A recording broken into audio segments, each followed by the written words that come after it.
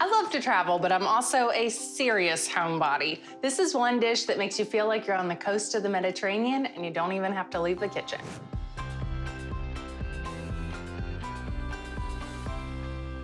I'm Katie Lee, and here's what I'm eating now, a Mediterranean shrimp cheat sheet dinner. Gus, we're going somewhere today. You got your passport ready? This shrimp cheat sheet dinner packs in all the flavors of the Mediterranean. But before I show you how to do it, be sure to subscribe to Food Network. Let me show you how easy this is to make. So I'm gonna start off with a little marinade. And I'm saying a marinade because it's not even gonna take any time to marinate. It's just gonna all happen magically. So olive oil, white wine, garlic, and just give that a nice little whisk and season it up with some salt and pepper. One of the things I love the most about a cheat sheet dinner is that there's not a lot of cleanup. I'm essentially only washing this bowl and a pan. That's exactly how I like it. Okay, now I'm gonna add to it my vegetables. So I've got some artichoke hearts, haricot vert. That's just a fancy name for skinny green beans, grape tomatoes, a red onion, black olives, and some capers.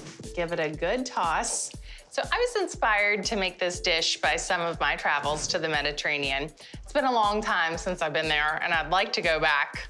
But for now, I'll just be eating Kalamata olives and feta cheese and pretending. Okay, this looks great. And I'm just gonna put a little bit of oil down on my pan. And this goes right on. It's that easy.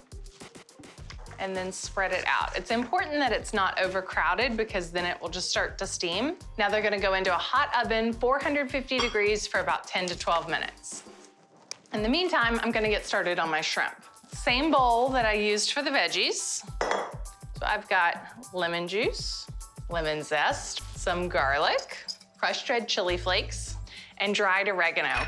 Now I like to take this and put it in the palm of my hand and kind of crush it up, and it releases the natural oils that are in the oregano and just makes it a little bit more flavorful. Give it a whisk and add in some olive oil, some salt, and more pepper.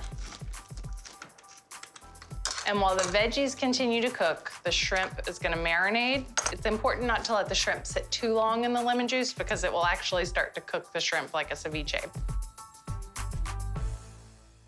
Gosh, this smells good. All that garlic and white wine. Okay, and you can see how it's kind of shrunk up a little bit. I'm gonna add those shrimp right on to the tray. And now I'm gonna just take all this good stuff that's in here, we don't wanna waste any of it, and give it a good drizzle over it all. I've got some baguette here. Put those right around the edges. And I'm just gonna drizzle each piece with a little bit of oil and give it a little sprinkling of salt. And now back into the oven.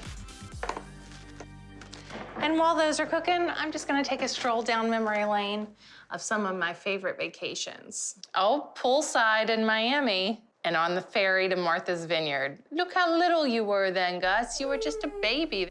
On a road trip through Big Sur. Oh, so sweet. Gus, where are we gonna go next?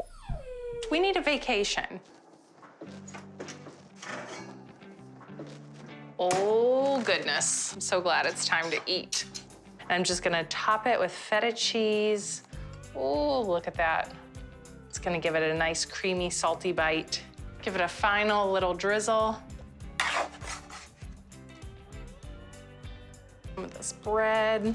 And I've got a New Zealand Sauvignon Blanc to go with it. I went to New Zealand a couple years ago on a girls' trip and just fell in love with this wine. It's a really nice pairing because it's very acidic, so it goes really nicely with that feta cheese and the shrimp. I'm going straight in. Give me all that garlic. Oh gosh. You know, just taking a bite of this, it makes me feel like I'm on vacation. And one of my favorite things when I'm traveling is getting inspiration for cooking when I come home. It's like I can have this little escape right here in my kitchen, and you can too. What's your favorite food destination? For me, it's gotta be Italy, but there's so many great places to discover.